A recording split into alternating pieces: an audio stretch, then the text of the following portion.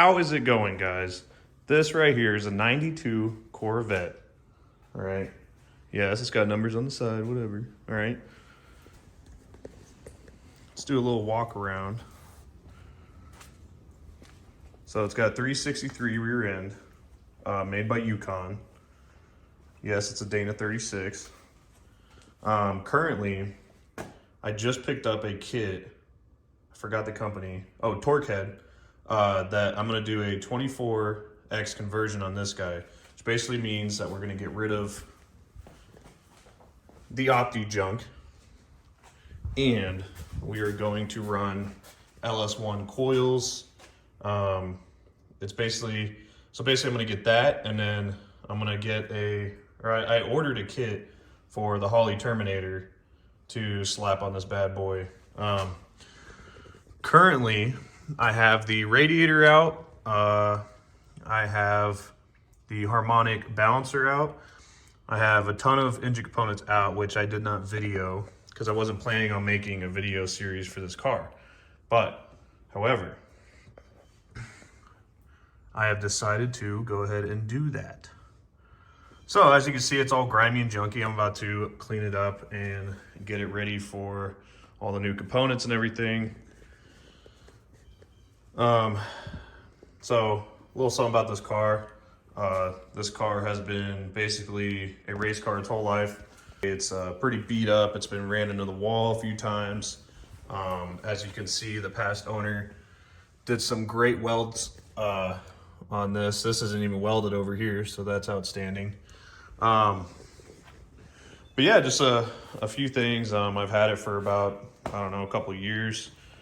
These are C5 wheels. I've done all the wheel bearings. This thing it just needed a lot of work. I did front suspension overhaul, Prothane motion control bushing kit, Bilsteins, all four corners. I mean, it's been completely ran through for engine wise. L60E, it's got the shift kit in it. 1 and 2 are aggressive. 3 and 4 are kind of sloppy, but oh well. But besides that, I'm probably pushing about 400 horsepower, roughly. I'm thinking with this 4X or 24X conversion that this thing is gonna run hopefully around 12s. The other thing is that I went ahead and took the radiator out, because look at this.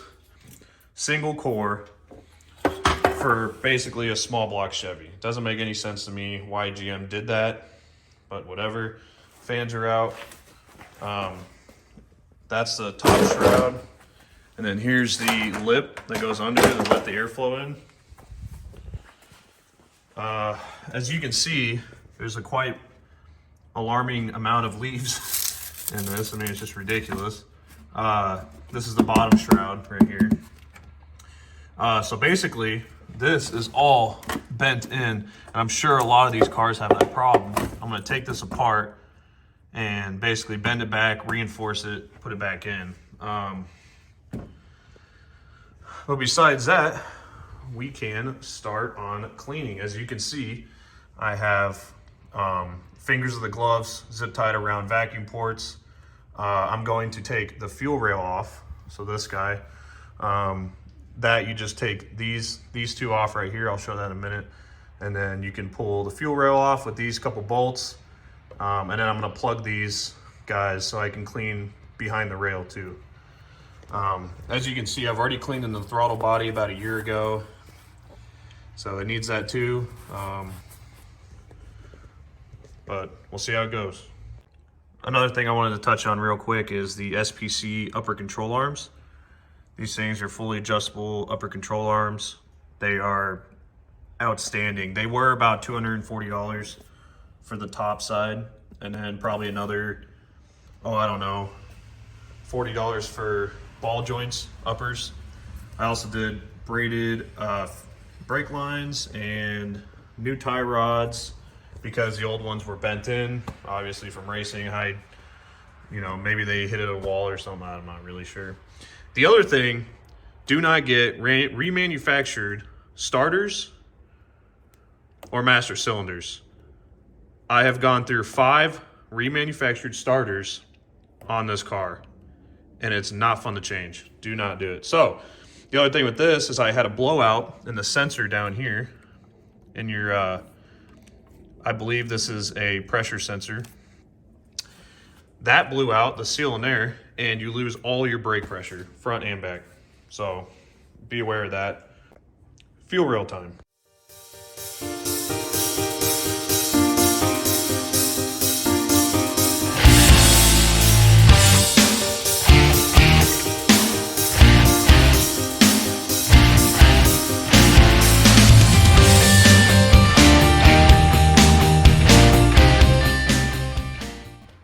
All right, so as you can see, there is fuel everywhere. Yes, you could have absolutely just pulled the fuse for the fuel pump and tried to start the engine. Probably would have purged the fuel, but I was already too far into this and I forgot to do that before everything. So yeah, oh well. All right, on to fuel rail stuff. Of course, with any fuel rail maintenance, you definitely want your space heater right here. That way it just sucks all the fumes in and then, you know, spreads it throughout the shop. So very nice. So basically we're gonna go start off with these. There's a screw right here. I don't know if you can see it, but right there. And then there's one right here, and then on the bottom. So in these fuel rails, there is O-rings every connection in here to each fuel rail. So basically in here and here. So what I did is I just ordered a kit off of Amazon that came with all the O-rings. I'll show you the condition that the injectors, most of them are in. So as you can see, this one's not too bad. Just the O-rings are very hard though. So I do have a new O-ring kit coming for these guys. And just like always, you want to make sure you roll your injectors all throughout the dirt on the table, because why not, right? Gives you a little something extra to clean. But yeah, I don't really see anything on these hogs right here. I don't know if it'll focus, but yeah, I don't really see anything. So, well, no. Yeah, very crusty O-rings. So the Terminator uses these same injectors. These are just standard GM injectors. These are a little bit bigger than factory. I'm not really sure the CC. I'll have to look them up since I have them out now. But yeah, the Terminator will run these. So we will get to taking this fuel rail apart. I'm not going to bore you with this. It's pretty straightforward. Move the screws, pull the lines out. So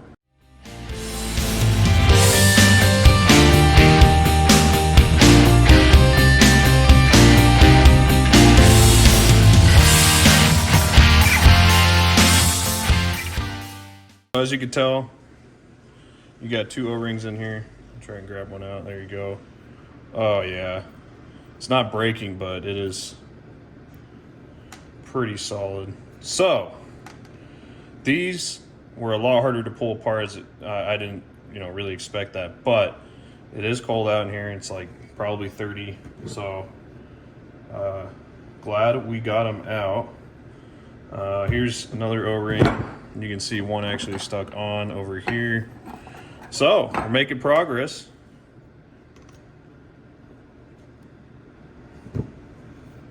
Another thing is you want to keep all these ports clean. Here's your injectors, where your injectors sit over here. Not really, you guys probably be able to tell me, but I don't remember these clips holding not any of the injectors in, so cool. Who needs them anyway? All right, so these clips are typical, mostly just GM. I haven't really seen anybody else use them, but basically you can push this in, this side of the clip, and then you can see it spreads out. I usually like to try and grab it with a screwdriver, but you can grab it with your finger. Go ahead and just take that out. If you're having trouble with the other side, just persuade it. Just got, there you go, persuade it, so that way it falls on the ground as soon as it pops out. Cool, all right. So then, you just pop this out. Sometimes the O-ring sticks in on the actual injector itself. But there you go. Then you just pull up on it, pops right out. Let's see this one. Not too bad. All right, I'll take care of the rest.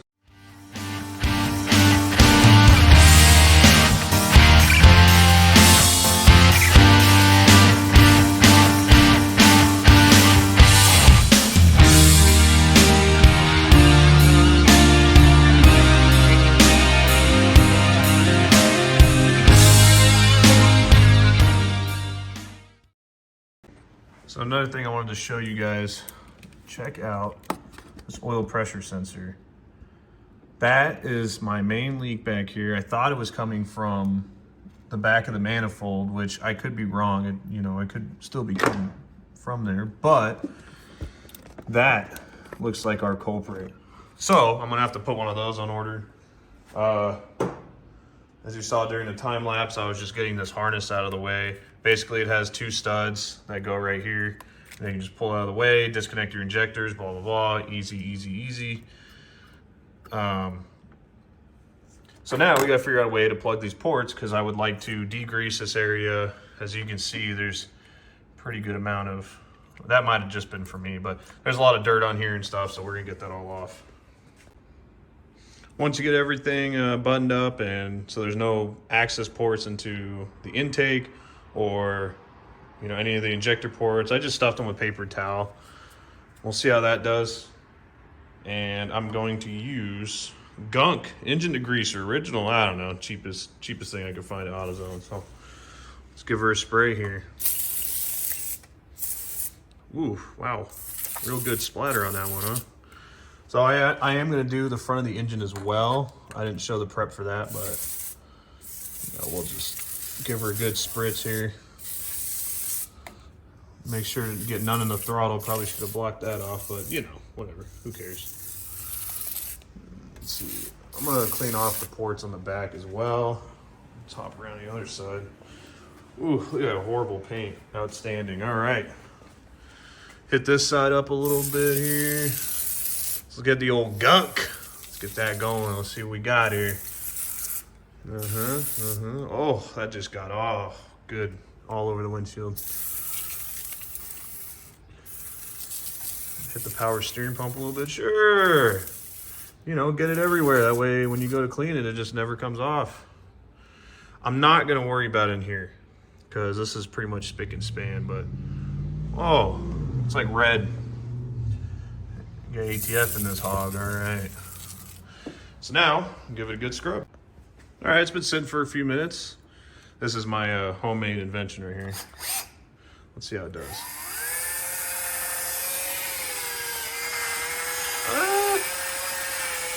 Yeah, I don't know. Probably not great. Not great at all. Well, I guess we'll see about it getting in these little spots here.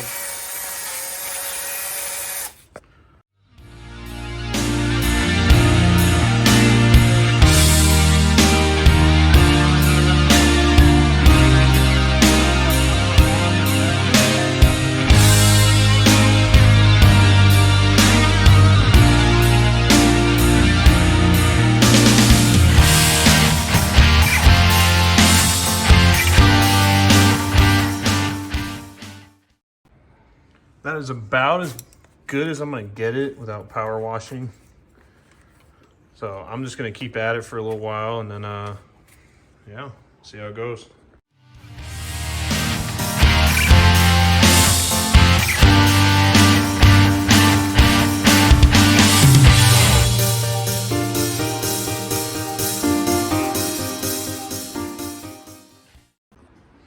Okay, so not too bad. There's still a lot of staining on the aluminum, but I'm pretty sure you have to like pretty much take off a whole layer of it, whatnot. But you could probably use an oven cleaner, but check that out, nice and clean. Not too bad, not too bad. I think I let it sit on there for, I don't know, about 5 minutes or so. Nothing crazy. Next, we will do this monstrosity. Sweet.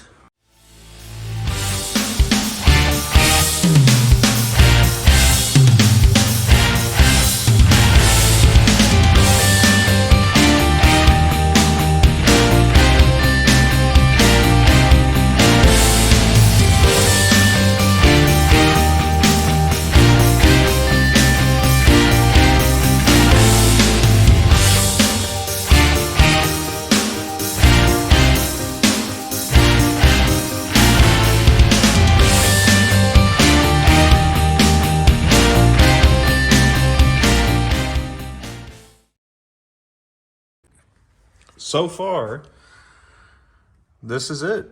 And I think this is as clean as I'm gonna try, because you know, it's not a show car like at all. It's pretty beat up actually. So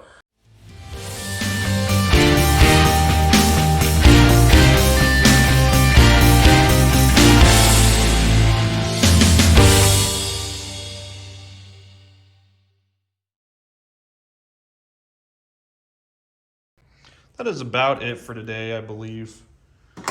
See, I'll kind of show you what we all got going on here. My you know, highly container, I don't know, it's concoction, all right? Cleaned up everything in here. Next adventure is going to be basically probably pulling the, I don't even know what you call that. For the harmonic balancer, it's basically the, yeah, anyway. So there's the water pump spline, and then here's the OptiSpark piece of junk spline in here. I'll take off that, there you go. See how it's keyed? Okay, cool. All right, yeah, so that's gonna wrap it up on this one. Stay tuned if you would like to see some more. Like, subscribe, let's get her done.